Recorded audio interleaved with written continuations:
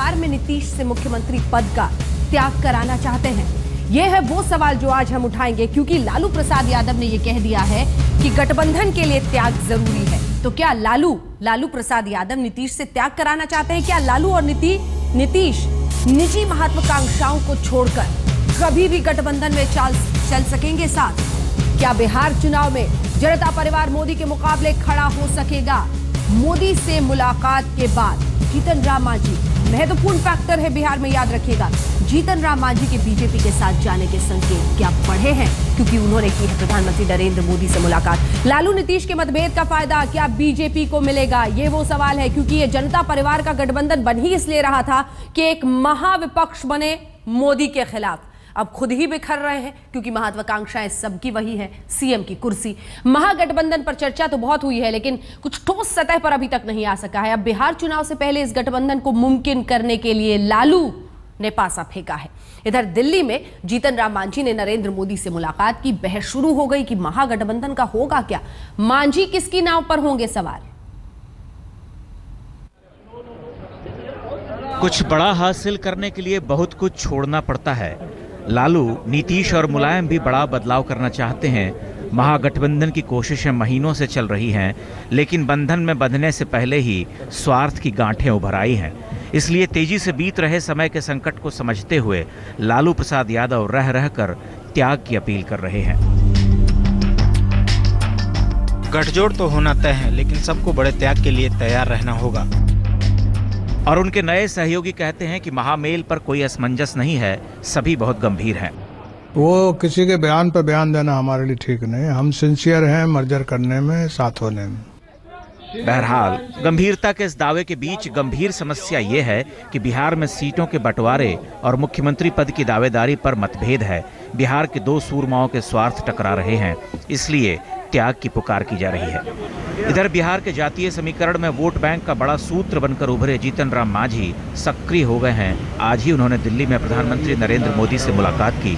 दोनों के बीच बिहार के चुनाव में गठबंधन पर चर्चा हुई, हालांकि मांझी ने इससे साफ इनकार कर दिया। बीजेपी के सामने अभी तो हमारा कोई ऑप्शन आया नहीं है कि हो। आज भी बात हुई प्रधानमंत्री से, तो इस पर तो कोई बात नहीं हुई। अगर बीजेपी के लोग से कुछ वार्ता होगी तो उस पर हम लोग विचार करें।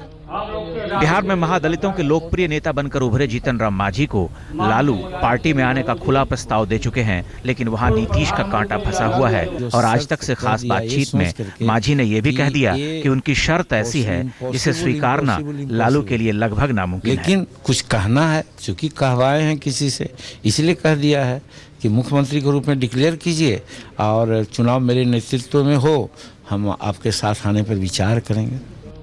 मांझी मोदी से मिल रहे हैं, अपनी कठोर शर्तों का भेद खोल रहे हैं और बीजेपी संकेतों में कह चुकी है कि सहयोग के दरवाजे खुले हुए हैं। नहीं, अभी चर्चाएं चल रही है, हमारे दरवाजे तो खुले ही हैं।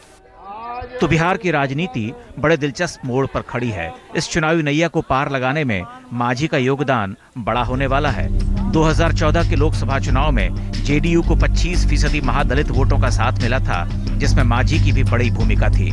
इस बार अगर मांझी बीजेपी के साथ मिल गए या अलग चुनाव लड़े तो फायदा बीजेपी को होगा। देखिए मांझी अपनी नाव खुद खेते हैं या किसी दूसरी नाव को पार लगाते हैं। पटना से सुजीत झा और दिल्ली से रीमा पराशर के साथ आज तक ब्यूरो। कई खास मेहमान हमारे साथ इस पूरी चर्चा में जुड़ रहे हैं। आइए सबसे पहले आपका परिचय उनसे करा दें। हमारे साथ श्रीकांत शर्मा जी, राष्ट्रीय सचिव भारतीय जनता पार्टी के सीधे इस वक्त जुड़ गए हैं। शकुनी चौधरी जी, जो कि जीतन राम मांझी के समर्थक हैं, वो हमारे साथ जुड़ गए हैं। शक्ति यादव, आरजेडी के नेता, हमारे साथ जुड़ गए हैं। राजीव रंजन, जो कि प्रवक्ता हैं जेडीयू के, हमारे साथ जुड़ गए हैं। राजीव रंजन जी, अगर इस संकेत को आप पढ़ने से इनकार कर दें तो अलग बात है, लेकिन अगर लालू प्रसाद यादव ये कहते हैं कि त्याग से ही गठबंधन चलेगा, तो वो सीधे सीधे नीतीश कुमार से कह रहे हैं कि साहब कुर्सी त्यागिए, तब साथ चलेंगे। क्या कहेंगे इस पर? तैयार हैं? अंजना जी, मैं एक बात आपको जो कहना चाहूंगा, उनके ट्वीट को लेकर के जो विश्लेषण है, मुझे लगता है उसका कोई आधार नहीं है कि हम उस विश्लेषण को इस तरीके से करें कि नीतीश कुमार जी के लिए मुख्यमंत्री पद की दौड़ से अलग होने का उन्होंने कोई संकेत दिया है। हाँ। ये सीटों के जो संख्या को लेकर के जिन सीटों पर मतभेद है उनको लेकर के भी ऐसे संकेत हो सकते हैं। और गठबंधन राजनीति में ऐसे असहज कई निर्णय होते हैं जिनको लेकर के गंभीर मतभेद होते हैं। लेकिन जहां तक बिहार में गठबंधन या विलय की दिशा में जो कोशिशें हमारी हैं, आधिकारिक तौर पर लालू प्रसाद जी या नीतीश कुमार जी ने कभी भी खुल करके नेतृत्व के सवाल पर अभी तक कोई अपनी बात नहीं रखी है। बड़ा सवाल ये है कि जो चुनौती है देश के सामने, जो दक्षिणपंथी वर्चस्व की राजनीति की चुनौती है, उस चुनौती का सामना करने के लिए बिहार की जनता ने प्रारंभिक जो संकेत दिए हैं उपचुनाव के परिणाम के जरिए, वो बहुत ही महत्वपूर्ण है। और उस दिशा में दोनों दलों के कार्यकर्ताओं का मन भी मिला है और जनता भी कहीं ना कहीं उस राह पर हम लोगों के साथ दिखती है। राजीव जी पहुंचेंगे वहां भी। जितना आसान और सरल आप इसे बता रहे हैं उतना ये है नहीं, और आपको भी अंदर इसका एहसास होगा। श्रीकांत शर्मा जी कह रहे हैं कि ये कौन लीड करेगा, कौन मुख्यमंत्री होगा, ये मुद्दा नहीं है, वो तो सीट बंटवारे को लेकर त्याग की बात कर रहे हैं। और आपकी हमारा तो स्पष्ट मानना है, आपकी नजर मांझी जी पर है। अंजना जी, हमारा तो राजनीति सिर्फ विकास की राजनीति है। सुशासन, विकास, ये हमारे मुद्दे हैं। इन पर हम लगातार चुनाव पर चुनाव जीतते चले आ रहे हैं और आज केंद्र में भी हमारी सरकार है। हमारी प्राथमिकता थी बिहार, क्योंकि बहुत लंबे समय से बिहार विकास से अछूता रहा है। बिहार में चौमुखी विकास हो और हमारी वहां सरकार भी बनी और सरकार ने विकास भी करना शुरू कर दिया, क्योंकि जंगल राज के बाद वहां एक सुशासन देने वाली सरकार आई थी। लेकिन राजनीतिक कहीं ना कहीं महत्वाकांक्षा नीतीश बाबू की बिहार की जनता के विकास से कहीं ज्यादा ऊपर थी, इसलिए उन्होंने बिना किसी ठोस वजह के अपने अहंकार के चलते उस गठबंधन से अपने आप को अलग किया और मुख्यमंत्री पद भी छोड़ दिया। और जब मांझी साहब को मुख्यमंत्री बनाया तो कहा था मैंने दलितों का सम्मान किया है, लेकिन अचानक उनकी फिर इच्छा शक्ति जागृत हुई मुख्यमंत्री बनने की। फिर उन्होंने मांझी साहब को जिस तरीके से हटाया वो तो बिहार की जनता ने देखा आपको।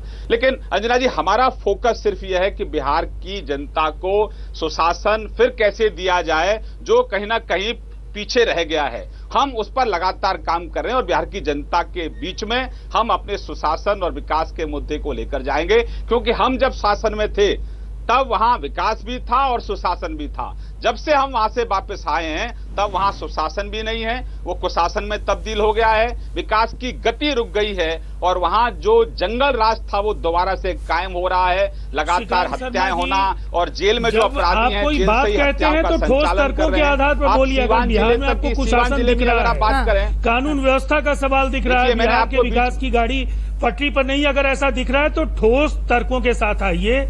ये जिस तरह से प्रवचन की मुद्रा में भारतीय जनता पार्टी के नेताओं को बोलने की आदत हो गई है, बिहार लगातार जिस ऊंचाई पर अगर पहुंचा है, बिहार की राष्ट्रीय स्तर पर दोबारा फिर से राजीव जी जरा वो खत्म कर ले, नीतीश कुमार जी के नेतृत्व में हुआ है। ठीक है, जल्दी से श्रीकांत जी अपनी बात पूरी करें। आप चाहते हैं कि लेकिन श्रीकांत जी ये भी तो सही नहीं है ना, ये जो आप कह रहे हैं कि अहंकार की वजह से नीतीश कुमार अलग हुए। नीतीश कुमार अहंकार की वजह से अलग नहीं हुए थे, बिना ठोस कदम के अलग नहीं हुए थे, वो मोदी के नाम पर अलग हुए थे। और इस सच्चाई को बोलने में आपको कोई परहेज नहीं होनी चाहिए।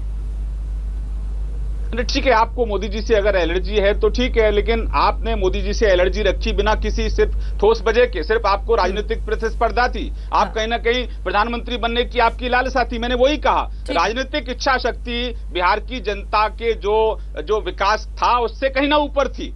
तो आपकी महत्वाकांक्षा बिहार की जनता में सुशासन देना नहीं थी, ऊंचे पद पर कैसे जाया जाए उसमें थी। तो उसके लिए आपने बिहार को बलि दे दिया, बिहार की जनता को। और जिस लालू जी के जंगल राज से मुक्ति के लिए बिहार ने एक सुशासन देने वाली सरकार पर भरोसा दिया था, आपने बिहार की जनता के साथ विश्वासघात किया। और तब से आप देखिए लगातार जब से हमने सरकार को छोड़ा है तब से जो टैक्स रेवेन्यू है उसमें लगातार कमी आ रही। आंकड़े दे रहा हूं इनको, 3,335 करोड़ जो है टैक्स रेवेन्यू कम हुआ है राजीव जी। और लगातार सड़कों की बनने की गति कम हुई है और कानून व्यवस्था का हाल ये है कि एक साल के अंदर आप चुनकर भाजपा के कार्यकर्ताओं की हत्या करा रहे हैं। बिहार को पैकेज देने को लेकर लगातार आप गलत बयानी कर रहे हैं। एनसीआरबी के आंकड़ों को लेकर के आप लगातार गलत बयानी कर रहे हैं। जब मैं आपको बताऊंगा कि फाइनेंस कमीशन के जिन अवार्ड्स को लेकर के जो रिकमेंडेशंस हैं उनके कारण बिहार को हजारों करोड़ रुपए का नुकसान हो रहा है, तो आपका जवाब बिल्कुल दूसरा होगा।